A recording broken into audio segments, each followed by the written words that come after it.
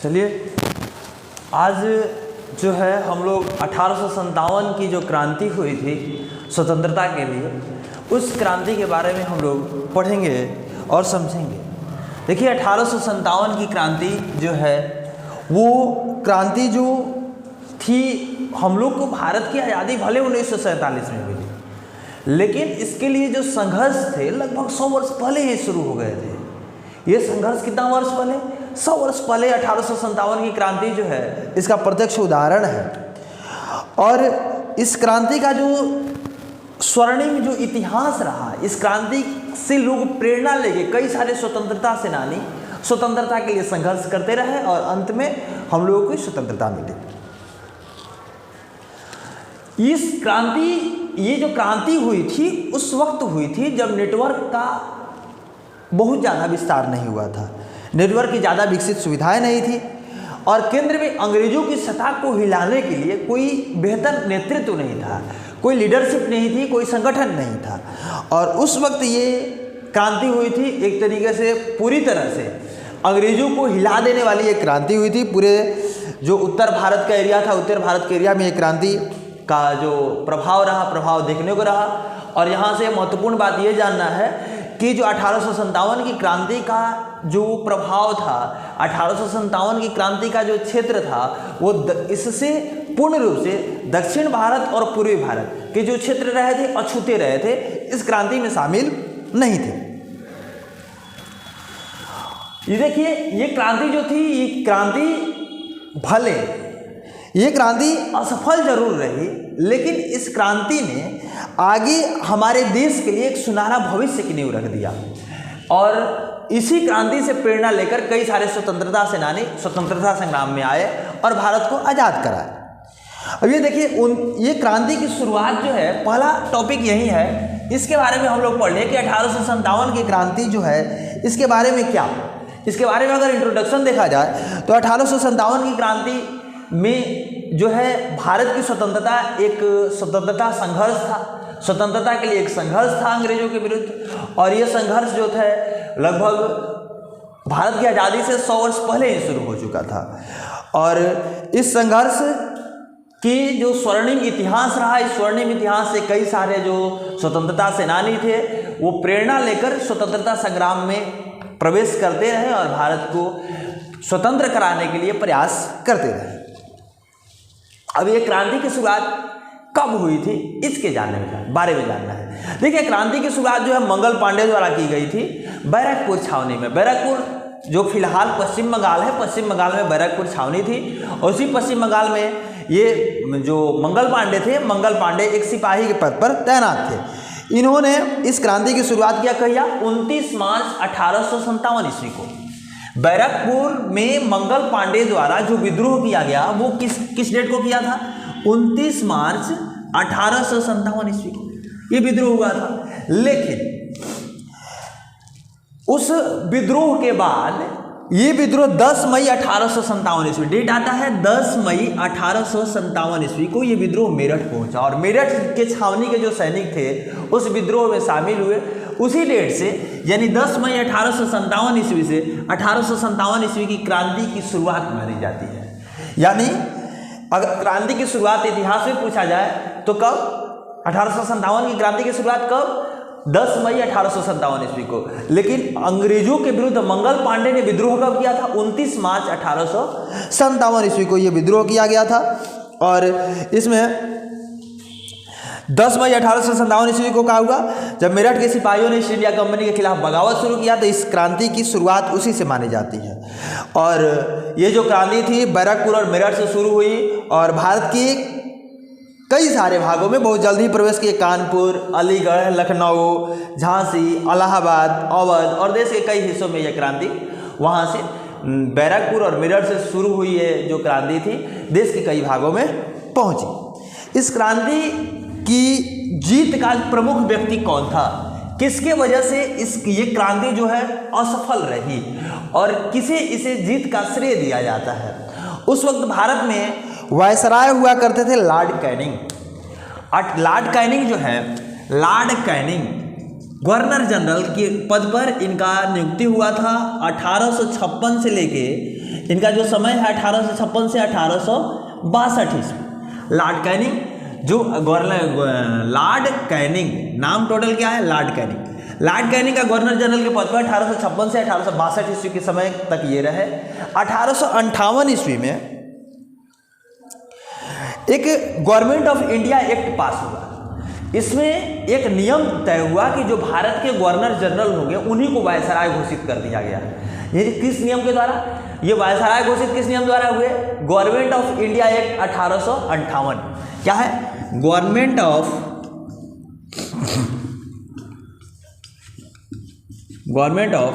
India act 1858। Government of India act 1858 के द्वारा क्या हुआ, इसके द्वारा भारत के जो गवर्नर जनरल थे उनको वायसराय के पद पर वायसराय उन्हीं को घोषित किया गया। यानी भारत के अगर पहले वायसराय को पूछा जाता है कि भारत के प्रथम वायसराय कौन थे, तो लॉर्ड कैनिंग थे। लॉर्ड कैनिंग का कार्यकाल कब से कब तक आता है, 1856 से 1862 ईस्वी तक आता है। यानी ये वायसराय कब से कहलाने लगे, 1858 का जो गवर्नमेंट ऑफ इंडिया एक्ट था उसी नियम के द्वारा जो भारत के गवर्नर जनरल हुए वही वायसराय घोषित किए गए, वही वायसराय कहने लगे। अब ये क्रांति के कारण क्या थे, कौन कौन से वजह थे जिनकी वजह से ये क्रांति हुई थी। देखिए, क्रांति के कारण में कई सारे कारण आते हैं। एक सैनिक कारण भी आता है, राजनीतिक कारण भी आता है, आर्थिक कारण भी आता है और धार्मिक कारण आता है। सैनिक कारण के बारे में समझा जाए कि सैनिक कारण में कौन कौन से ऐसे कारण थे जो क्रांति के लिए मजबूर किया सैनिकों को। देखिए, सैन्य कारण में एक प्रमुख कारण था कि 1806 ईस्वी से भोपाल के जो सिपाही थे अंग्रेजों से खफा थे। 1806 ईस्वी में क्यों खफा थे कि अंग्रेजों द्वारा सिपाहियों को तिलक लगाने और टोपी लगाने से मनाही कर दी गई थी, प्रतिबंध लगा दिया गया था कि सिपाही ना तिलक लगा सकते हैं और ना ही टोपी लगा सकते हैं। इस वजह से इन लोगों को लगा, जो सिपाही थे उन लोगों को लगा कि हमारी जो धार्मिक भावनाएं हैं, धार्मिक भावनाओं को आहत किया जा रहा है और इस आधार पे वे जो सैनिक थे, ये सैनिकों का विद्रोह 1806 में वेल्लोर में शुरू हुआ था और 1824 ईस्वी तक बंगाल पहुंचा। फिर 1844 ईस्वी में सिंध और रावलपिंडी तक ये विद्रोह पहुंचा था। ये भारत का प्रथम जो सैन्य विद्रोह था, प्रथम सैन्य विद्रोह इसे ही कहा जाता है, वेल्लोर वाला। सबसे पहला सैन्य विद्रोह वेल्लोर वाला 1806 ईस्वी में। तो एक कारण ये था। दूसरे कारण क्या था, दूसरा कारण था कि भारतीय जो सैनिक होते थे अंग्रेजी सैनिकों से उनको कम मेहनताना मिलता था। जो मजदूरी होती थी, जो मासिक जो मजदूरी होती थी वो कम मिलता था अंग्रेजी सैनिकों से। साथ में खाने की जो सुविधाएं होती थी, खाना में भी जो होता था कम दर्जे का, निम्न स्तर का खाना दिया जाता था। और जो ब्रिटिश अधिकारी होते थे, भारतीय जो सैनिक होते थे उनके साथ व्यवहार इनका अच्छा नहीं था। तो ये सारे वजह थे जिन वजह के कारण क्या हुआ, सेना ने विद्रोह किया ब्रिटिश सरकार के खिलाफ। और जो तात्कालिक कारण था सेना के विद्रोह करने का वो ये था कि उसी वक्त सेना में एनफील्ड राइफल आई थी। कौन सी राइफल? एनफील्ड राइफल आई थी और उस राइफल की बुलेट पर ग्रीस का पेपर लगा होता था। किसी का पेपर? ग्रीस का पेपर लगा होता था।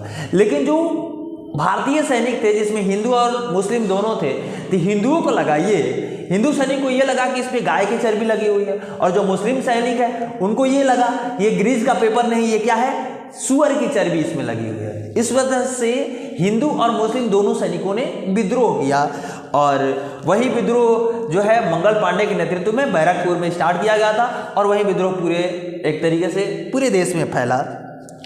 तो अगर तात्कालिक कारण पूछा जाए तो तात्कालिक कारण क्या था? तात्कालिक कारण यही था कि उस वक्त सेना में एनफील्ड राइफल आई थी और इस राइफल की जो बुलेट थी उस पे ग्रीस का पेपर लगा होता था, उसको दांत से नोचना होता था। तो दांत से नोचने की वजह से ये जो भारतीय सैनिक थे, जो हिंदू सैनिक और मुस्लिम सैनिक थे, उन लोगों को ये लगा कि हमारे धार्मिक जो धर्म है, धर्म को भ्रष्ट किया जा रहा है, इस वजह से ये विद्रोह हुआ। ठीक है। अब जो था कि यह विद्रोह जब मेरठ वाला विद्रोह जब दिल्ली पहुंचा तो वहां के जो क्रांतिकारी थे किसको अपना नेता बना दिए? बहादुर शाह जफर। बहादुर शाह जफर को अपना नेता घोषित कर दिए और बहादुर शाह जफर के नेतृत्व में वहाँ पे विद्रोह होने लगा। कहाँ पे?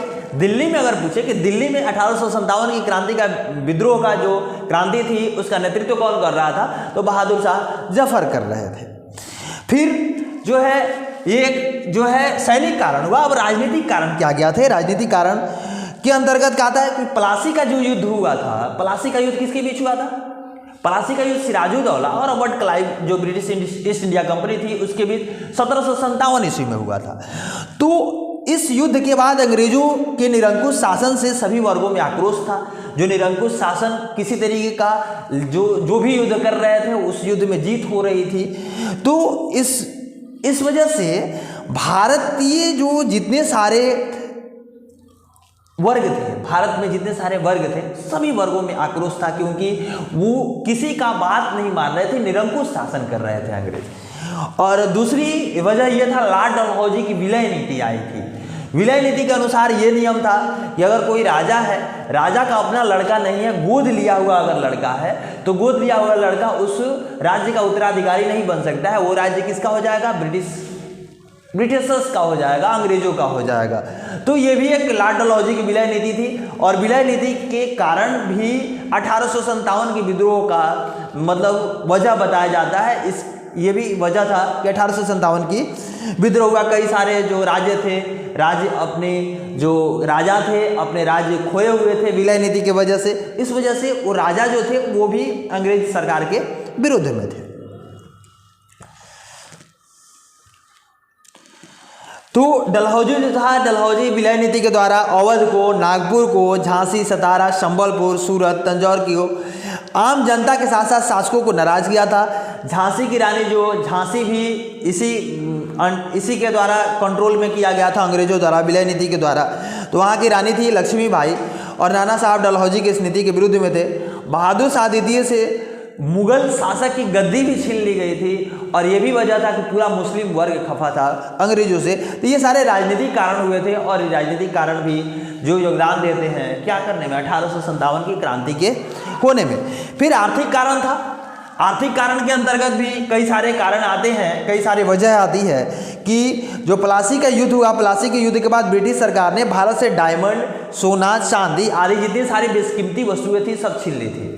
ठीक है। 1833 ईस्वी का जो चार्टर एक्ट आया, चार्टर एक्ट जो बना था उसमें यह नियम बनाया गया कि कई सारी यूरोपीय कंपनियों को भारत से व्यापार करने का आदेश दिया गया था। और भारत से व्यापार जब ये कर रही थी तो भारत पर आर्थिक दबाव बढ़ गया था। तो और क्या था कि भारत से ये कंपनियां क्या करती थी, कच्चे माल लेके जाती थी और वहां से जो है तैयार रेडीमेड माल यहाँ पे आके बनता था और यहाँ के बाजारों में पूरा मैनचेस्टर का ही कपड़ा यहाँ पे पूरे बाजार, भारत के पूरे बाजार में भर गया था। इस वजह से यहाँ के हैंडीक्राफ्ट जो उद्योग था, यानी वस्त्र जो उद्योग था, वस्त्र उद्योग पूर्ण रूप से खत्म हो गया उस मैनचेस्टर वाली नीति या ब्रिटिशर्स की नीति के कारण। तो और दीवानी हासिल करने के बाद जमीनों की लागत भी बढ़ गई थी। ये सारे जो वजह थे, आर्थिक कारण थे, जिनके वजह से जो लोग थे 1857 की क्रांति में शामिल हुए। फिर धार्मिक कारण भी आता है, धार्मिक भी कारण थे। धार्मिक कारण क्या था कि 1850 ईस्वी में हिंदू लॉ में परिवर्तन किया गया। हिंदू लॉ में परिवर्तन किया गया और क्या नियम बनाया गया कि वो हिंदू जो क्रिश्चियन बन गया है, जो ईसाई बन गया है, वो भी अपनी पैतृक संपत्ति में उत्तराधिकार रख सकता था। मतलब उसका भी इस नियम के अनुसार उसका भी अधिकार होता था अपनी पैतृक संपत्ति में। सती प्रथा और कन्या भ्रूण हत्या के खिलाफ जो नियम बने थे और जो विधवा विवाह के पक्ष में जो कानून बना था, इसे समाज की परंपराओं को तोड़ने की कोशिश के रूप में देखा जा रहा था। तो ये सारी वजह थे जिनकी वजह से ये क्रांति हुई और क्रांति में लोग जो है बढ़ चढ़ के हिस्सा लिए। और क्रांति के जगह जो था, जगह और नेता कौन कौन था, ये इस क्रांति का अगर प्रभाव देखा जाए, क्रांति का अगर प्रभाव देखा जाए तो पटना से राजस्थान तक प्रभाव कहाँ से कहाँ तक था, प्रभाव पटना से लेके राजस्थान तक इसका प्रभाव देखने को मिलता है 1857 की क्रांति का। और इसमें बहुत ज़्यादा विद्रोह कहाँ पे हुआ, ज़्यादा असर कहाँ पे देखने को मिला, 1857 की क्रांति का ज़्यादा असर कानपुर में, लखनऊ में, बरेली, झांसी, ग्वालियर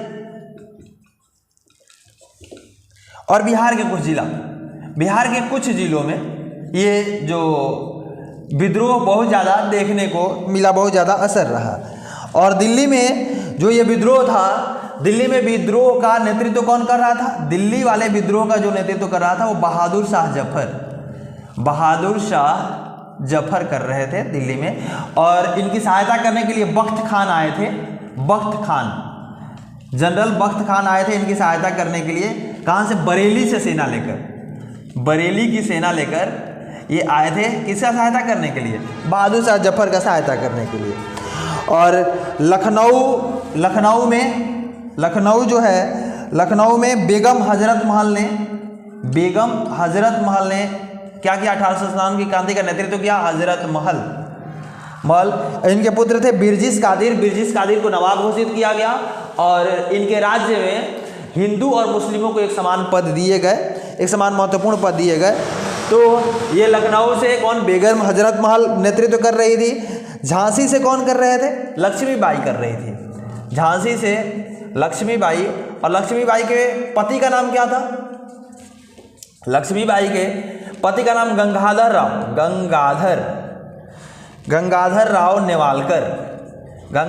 नेवालकर इनके पति का नाम था। और लक्ष्मीबाई भी जो थी, लक्ष्मीबाई ने भी गोद लिया था अपना पुत्र। इस वजह से अंग्रेजों ने क्या किया? उसको इनकार कर दिया और राजा मानने से इनकार कर दिया उनके साथ।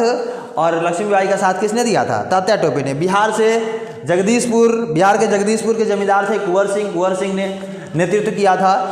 तो ये जो थे अलग अलग जगहों पे, फैजाबाद में मौलवी अहमदुल्ला, और बरेली में खान बहादुर, पटना से जो थे पीर अली नेतृत्व कर रहे थे। तो अलग अलग जगहों पे अलग अलग लोग जो है नेतृत्व कर रहे थे। अब क्रांति के असफल होने का क्या कारण था, ये तो हम लोग पढ़ लिए कि जो है इसके कौन कौन से कारण थे। 1857 की क्रांति क्या है, क्रांति की शुरुआत कब हुई, क्रांति की जीत के प्रमुख व्यक्ति लॉर्ड कैनिंग थे। क्रांति का कारण क्या रहा, कई सारे कारण रहे। क्रांति के जगह नेता भी पढ़े। अब हम लोग समझेंगे कि जो इस क्रांति के असफल क्यों हुआ, ये क्रांति सफल क्यों नहीं हुई। देखिए कई सारे कारण आते हैं इसके असफल होने के पीछे। क्रांति के असफल होने के पीछे कई सारे रीजन्स हैं। पहला रीजन कि कोई प्लानिंग नहीं बना था, कोई संगठन नहीं बना था। पहला रीजन, पहले से कोई प्लानिंग नहीं की गई थी कि क्रांति करना है, कोई संगठन नहीं बना था उस क्रांति करने के लिए। कश्मीर, राजस्थान और पटियाला के जो शासक थे अंग्रेजों का साथ दे रहे थे। हर जगह होने वाली क्रांति का समय जो था अलग अलग था, ये भी एक रीजन है। क्रांतिकारियों को पुराने हथियार से लड़ रहे थे जबकि अंग्रेज नए हथियार से लड़ रहे थे। बड़े जमींदार, शाही घराना, शिक्षित मिडिल क्लास और अपर क्लास के लोग जो थे अंग्रेजों का समर्थन दे रहे थे। और दक्षिण तथा पूर्वी भारत इस क्रांति से पूर्ण रूप से अछूता था। तो ये सारे वजह थे जिनकी वजह से क्रांति जो है असफल रही, क्रांति सफल नहीं हो पाई। अब जो समझना है कि इस क्रांति का प्रभाव क्या रहा, तो प्रभाव ये रहा कि पहले जो ईस्ट इंडिया कंपनी के नेतृत्व में ईस्ट इंडिया कंपनी शासन कर रही थी भारत में। और इसी क्रांति के बाद ब्रिटेन की जो रानी महारानी थी विक्टोरिया के हाथ में शासन चला गया। भारत का शासन किसके हाथ में? ईस्ट इंडिया कंपनी से स्थानांतरित होकर विक्टोरिया के हाथों में चला गया। कब? 1857 की क्रांति के बाद। ये पहला प्रभाव रहा। दूसरा प्रभाव, और जब ब्रिटेन की रानी के हाथों में गया तो ब्रिटेन की रानी को 1877 ईस्वी में भारत की सामग्री घोषित किया गया। भारत की सामग्री कब घोषित किया गया? 1877 ईस्वी में। किसको? विक्टोरिया को। विक्टोरिया ब्रिटेन की रानी थी, विक्टोरिया को क्या किया गया? भारत की सामग्री घोषित किया गया। अब जो है कि इस क्रांति का एक और प्रभाव था। क्या प्रभाव था? कि भारतीय जो सिपाही थे, भारतीय सिपाहियों की संख्या में 40% तक कमी की गई और जो ब्रिटेन के सिपाही थे उनमें 50% तक वृद्धि हो गई। भारतीय सिपाही में 40% की कमी और जो ब्रिटेन के सिपाही थे उनमें 50% तक वृद्धि। इस वजह से भारत और ब्रिटेन के जो सिपाही का अनुपात था वो क्या हो गया? 1:3 हो गया। माने भारत के सिपाहियों की संख्या घटाई गई और ब्रिटेन के सिपाहियों की संख्या बढ़ाई गई। अब सिपाहियों के चयन में भी कुछ नियम बदले गए। वो क्या बदले गए? उसमें जो पहले 1857 की क्रांति से पहले भारतीय सेना में राजपूत और ब्राह्मणों को शामिल किया जाता था।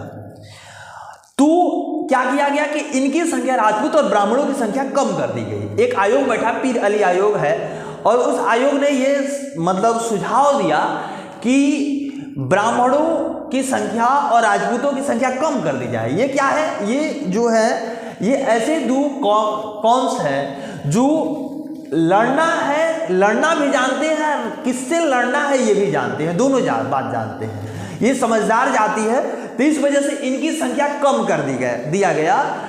जो ब्रिटिश फौज था, ब्रिटिश फौज में भारतीय जो सेना थी, भारतीय सेना में राजपूत और ब्राह्मणों की संख्या कम कर दी गई। उनकी जगह पे सिखों को और उत्तर पूर्वी जो मुसलमान थे, उत्तर पूर्व के जो मुस्लिम थे, उनको भर्ती की गई।